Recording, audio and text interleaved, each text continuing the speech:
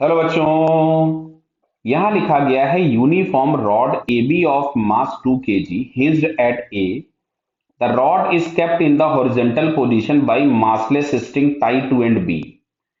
Find the reaction of hinge in Newton on and A if the rod at the instant when string is cut. Clear है? तो देखो, अगर हम string को cut कर दें तो यहां पे मैं डायग्राम वापस से बना रहा हूं आपके लिए। स्ट्रिंग अगर हमने कट कर दिया तो अब यहां पे लगने वाला जो फोर्स होगा वो सेंटर से एक फोर्स लगेगा mg, बराबर है। यहां कहीं से एक हिंज से नॉर्मल लग रहा होगा जिसको हम n लिख देते हैं। तो पहले अगर हम टॉर्क निकालें तो टॉर्क हमारे पास आया mg into L by two is equals to I into alpha.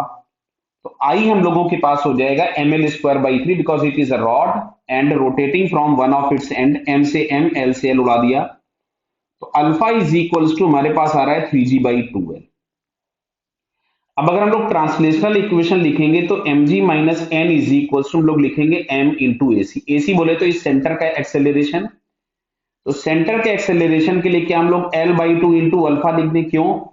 क्योंकि कभी भी हम टेंजेंशियल एक्सेलरेशन a फाइंड करते थे तो हम r अल्फा लिखते थे, जहां पे r होता था पॉइंट की परपेंडिकुलर डिस्टेंस। तो यहां से अल्फा हम लोगों के पास था 3g/2l।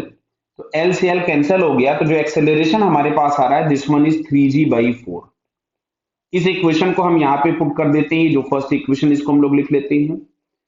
तो mg minus N is equals to m into a c, जो कि आ रहा है 3g/4। तो यहां से नॉर्मल रिएक्शन हमारे पास आ जाएगा mg माइनस 3mg/4, जो कि हम लोगों को मिलेगा mg/4। क्लियर है क्या? और आपसे यही पूछा था फोर्स बाय द हिंज, जो कि नॉर्मल के फॉर्म में एक्ट होगा। मास दिया है 2 kg और g बराबर दिया है 10। मैं ये वैल्यू पुट कर देता हूं। तो मास की जगह अगर मैंने 2 रखा तो 2 इंटू 10/4, तो बेटा ये हम लोगों को मिलता है 5 न्यूटन। कितना मिला?